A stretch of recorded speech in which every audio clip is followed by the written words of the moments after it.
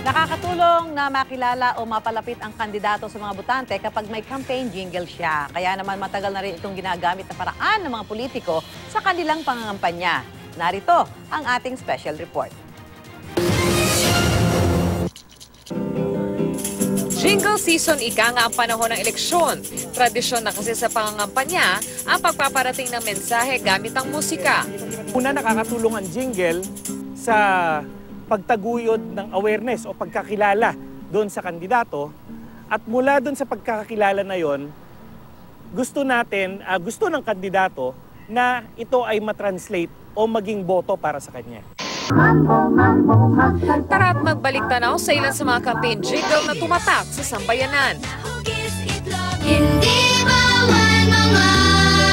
Gaya ng kay Manny Villar na tumakbo sa pagkapangulo noong taong 2010. Nalaman mo na bang napapag-aral ka niya? Tutulungan tayo para magkatrabaho. Alam mo, ito yung nasasabayan ng mga bata. Kasi ang unang kumanta nito ay mga bata. At with matching video, at yung video parang kawawa yung mga bata. So merong appeal to pity, no? So naaawa ka dun sa bata, ano bang kinakanta nitong mga ito? So nasasabayan mo tuloy, no? At sa pagsabayan mo na yon, pumapaloob sa'yo yung melody, yung mensahe, nung kanta, at natutuwa ka. Basta't maaabot ito sa malinis na paraan. Everywhere that you would look, what's a bandit or a crook? Kinagiliwan din ang campaign jingle ng dating Pangulong Ramon Magsaysay noong tumakbo siya sa pagkapangulo noong taong 1953. Mambo, mambo, magsaysay, mabu, mabu, mabuhay. Alimat sa sininday, kung wala si Magsaysay.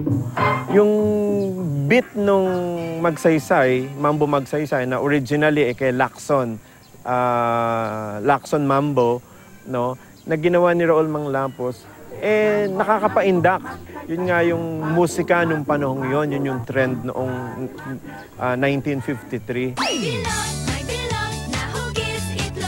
Naging patok din ang jingle ng GMA News and Public Affairs na Bilog na Hugis Itlog, na pinasikat ng sex bomb noong eleksyon 2010.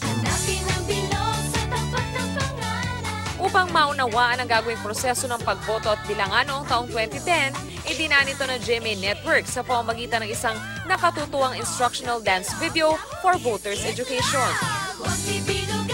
Nakakaindak man ang mga campaign jingle. Hindi sana ito ang maging basihan ng pagpili ng kandidato, maging mapanuri kung kanino talaga nararapat ang iyong boto. Sa darating na eleksyon, laging tandaan, dapat tama.